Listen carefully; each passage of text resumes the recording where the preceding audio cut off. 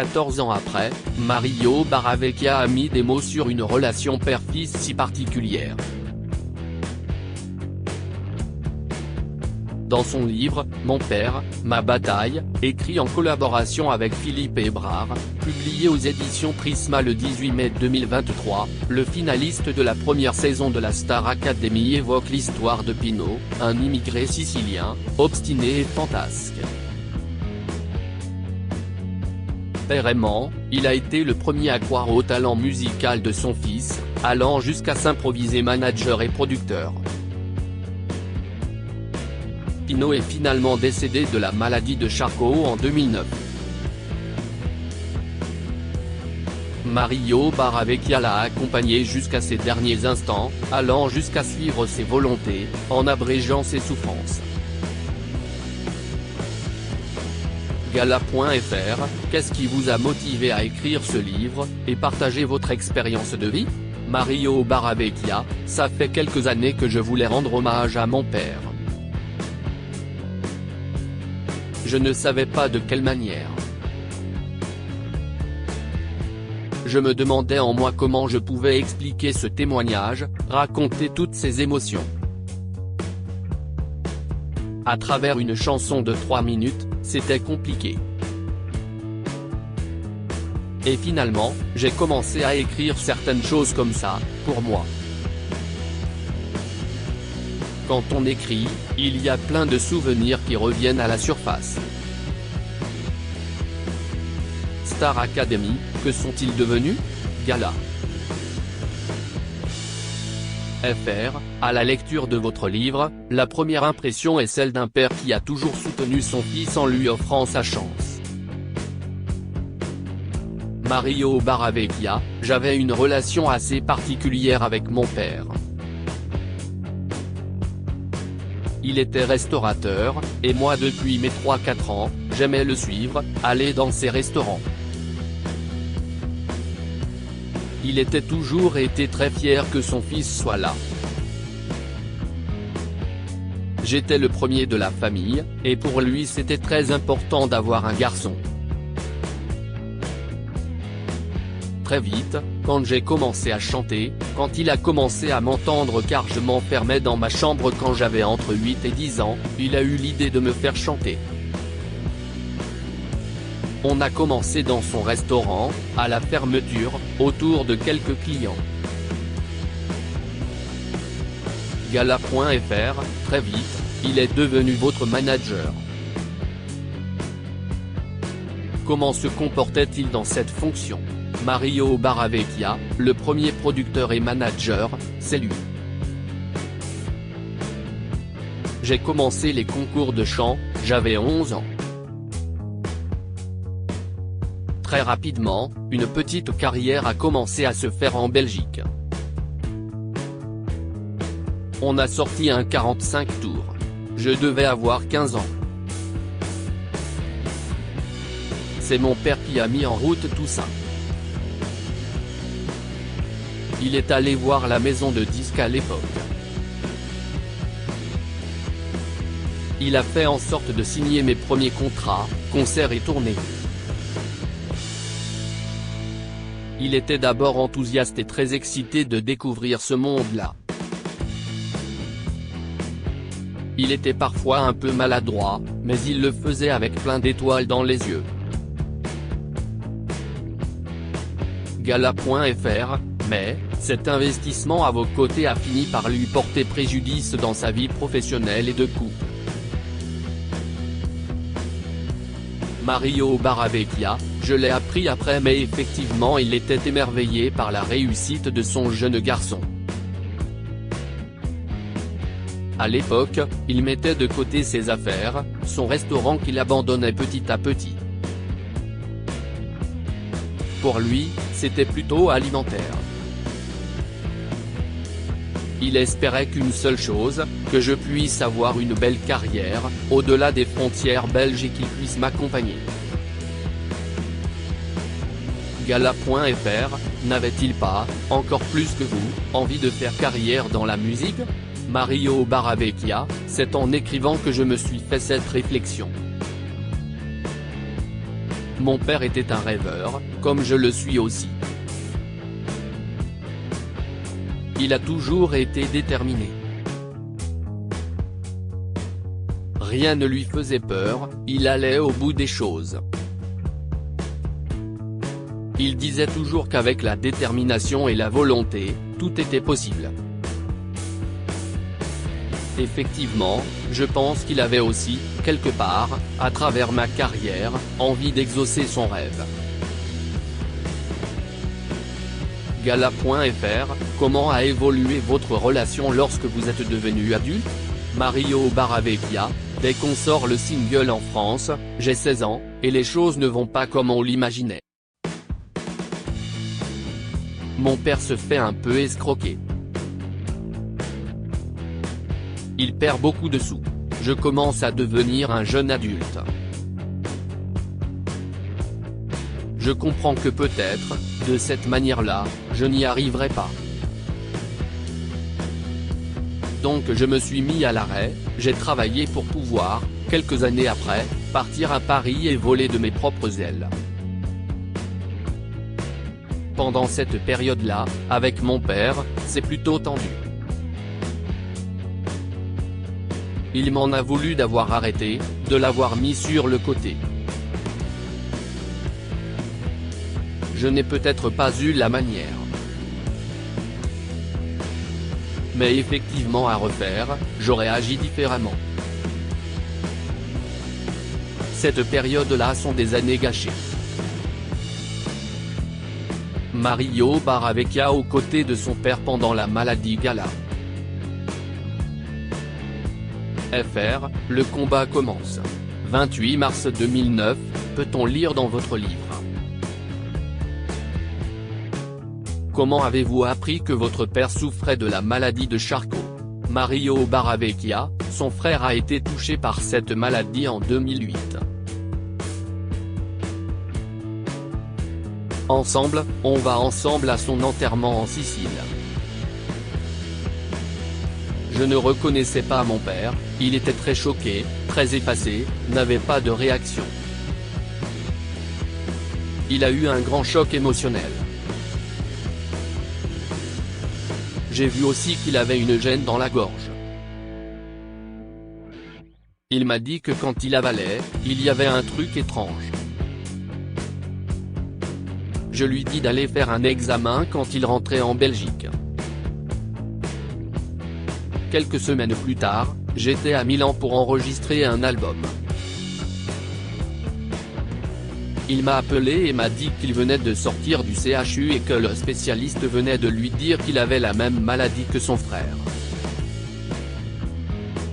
C'est là que tout commence. Gala.fr, vous êtes alors passé par une phase de déni puis de colère en vous. Mario Barravecchia, je lui dis au téléphone, écoute papa, il s'est certainement trompé. Ne t'inquiète pas, on va faire un autre rendez-vous, ailleurs. Un autre spécialiste nous a confirmé le même diagnostic, assez brutalement. Sans mettre de gants. On était assis à son bureau, face à lui, il nous regarde et lui dit, voilà, vous avez entre 6 mois et 1 an. Vous avez effectivement la maladie de Charcot. Il n'y a pas de traitement. Voilà ce qu'il faut faire. J'étais très en colère à l'intérieur de moi parce que je n'aurais imaginé qu'on puisse dire ce genre de choses de cette manière. Le monde s'est écroulé à ce moment-là. Gala.fr, comment avez-vous suivi l'évolution de sa maladie, alors que vous étiez à Beaune, en France, et lui en Belgique? Mario Barravecchia, j'y suis allé au moins tous les 15 jours. Et je suis resté là-bas les dernières semaines. Au début, il était tout à fait normal. C'est progressivement, de semaine en semaine, que ça s'est vraiment dégradé. D'abord, il n'arrivait plus à avaler facilement, puis plus du tout.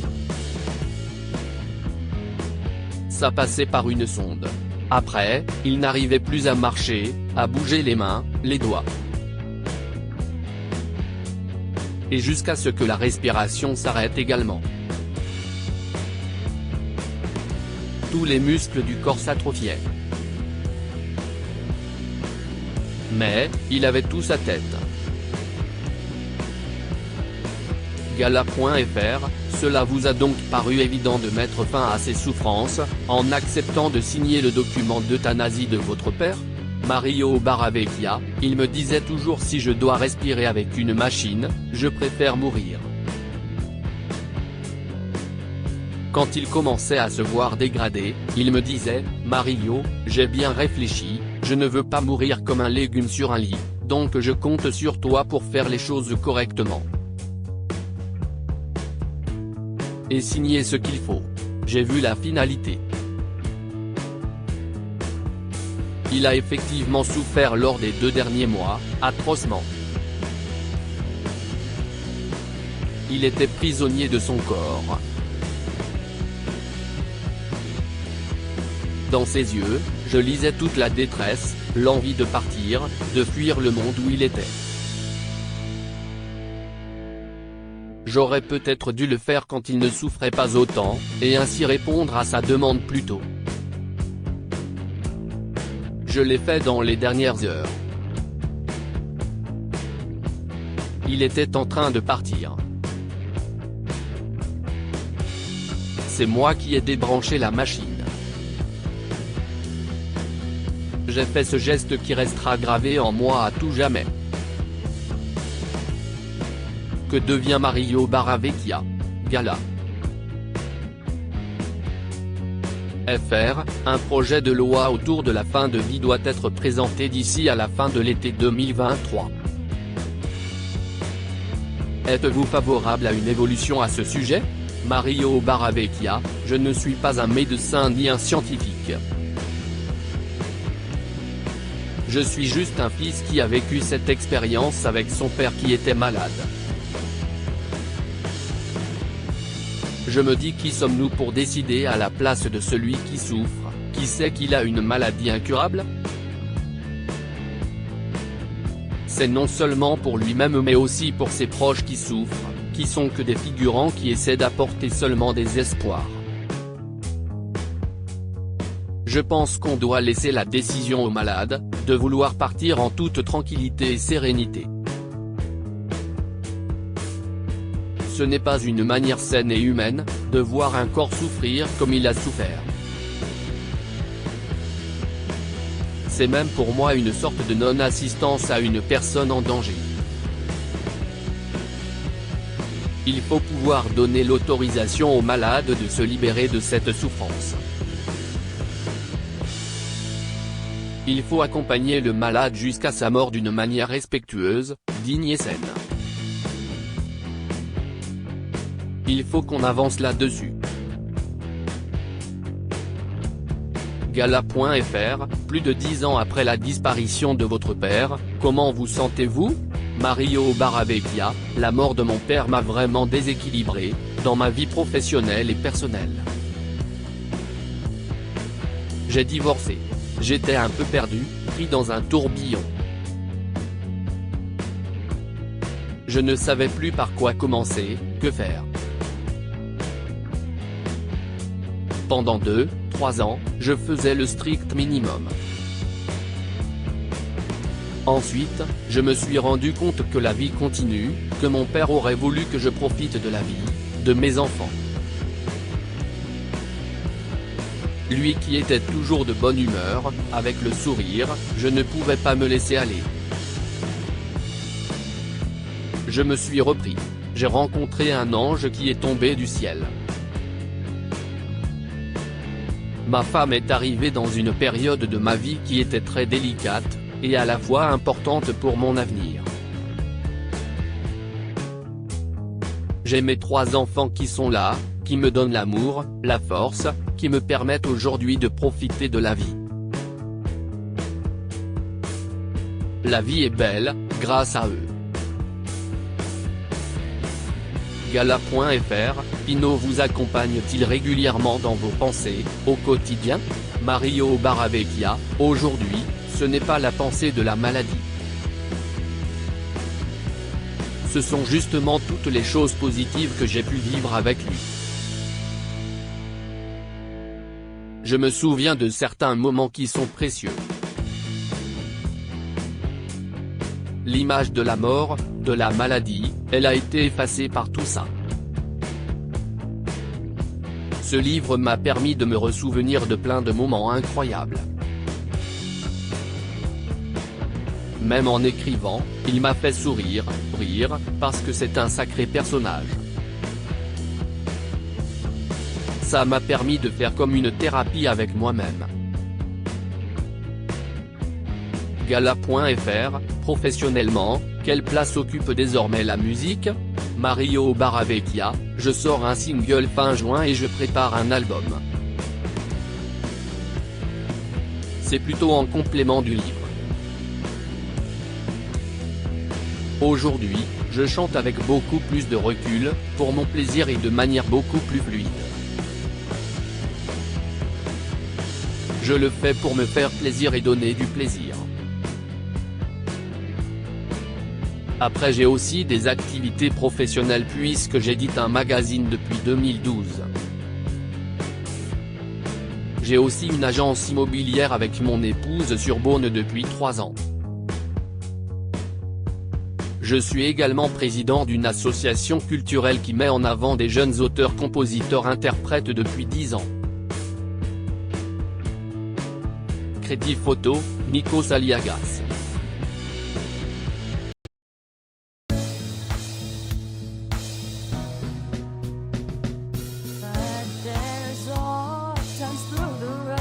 I think you can let me know. Sit down, sit back, let me help you out. Just step back.